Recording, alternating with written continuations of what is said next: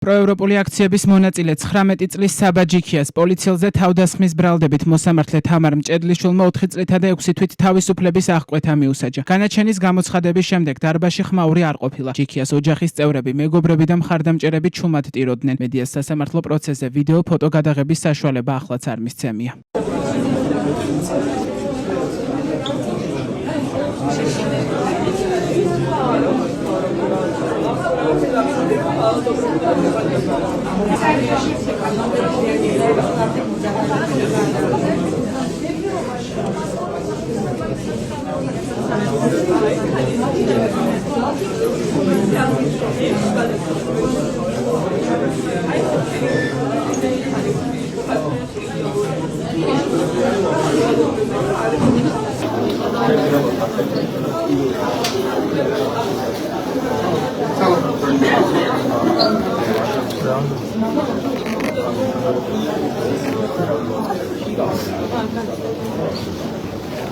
საბა ჯიქია 2024 წლის 5 დეკემბერს დააკავეს. მაშინ ის 18 წლის იყო. ჯიქიას ბრალი სისხლის სამართლის კოდექსის 353 პრიმამუხლის პირველი ნაწილით ჰქონდა წარდგენილი, რაც პოლიციელზე თავდასხმას გულისხმობს. 4-დან 7 წლამდე თავისუფლების აღკვეთას ითვალისწინებს. პროკურატურის მტკიცებით 19 წლის ახალგაზრდამ საქმეში დაზარალებულად ცნობილ განსაკუთრებულ დავალებათა დეპარტამენტის თანამშრომელს ბექა გოტიაშვილს სხეულის არეში ფეხი დაარტყა. თავად გოტიაშვილი ამბობდა, რომ მას დაზიანება არ მიუღია. საბა ჯიქია წარდგენილ ბრალს პროცესის არც ერთ ეტაპზე არ აღიარებდა. განაჩენის გამოცხადებამდე მან საბოლოო სიტყვით ისარგებლა.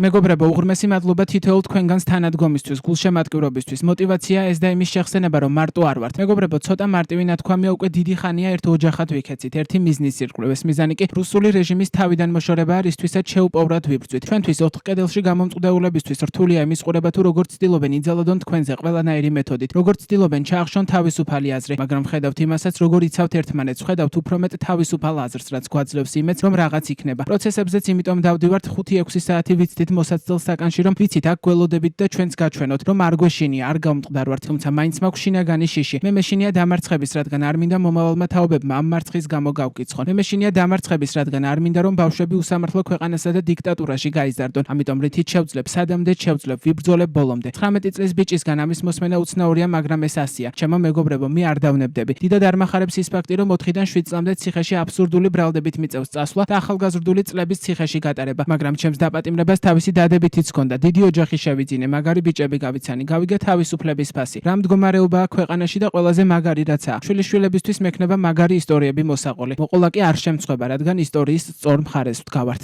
პოლიციელზე თავდასხმის ბრალდებით განაჩენი უკვე გამოუტანეს მათე დევიძესა და გიორგი მინდაძეს. ორივე საქმეზე მოსამართლე ნინო გალუსტაშვილი იყო. მან 2024 წლის 26 ოქტომბრის არჩევნების შემდეგ გამართულ საპროტესტო აქციაზე დაკავებულ 21 წლის მათე დევიძეს 4 წელი და 6 თვე, პროევროპული აქციების მონაწილე 21 წლის გიორგი მინდაძეს კი 5 წელი მიუსაჯა. ბოლო დროს მიღებული ევროპარლამენტის არაერთი რეზოლუცია აქციების დროს სისხლის სამართლის წესით დაკავებულ მოქალაქეებს პოლიტიკურ პატიმრებად მოიხსენიებს.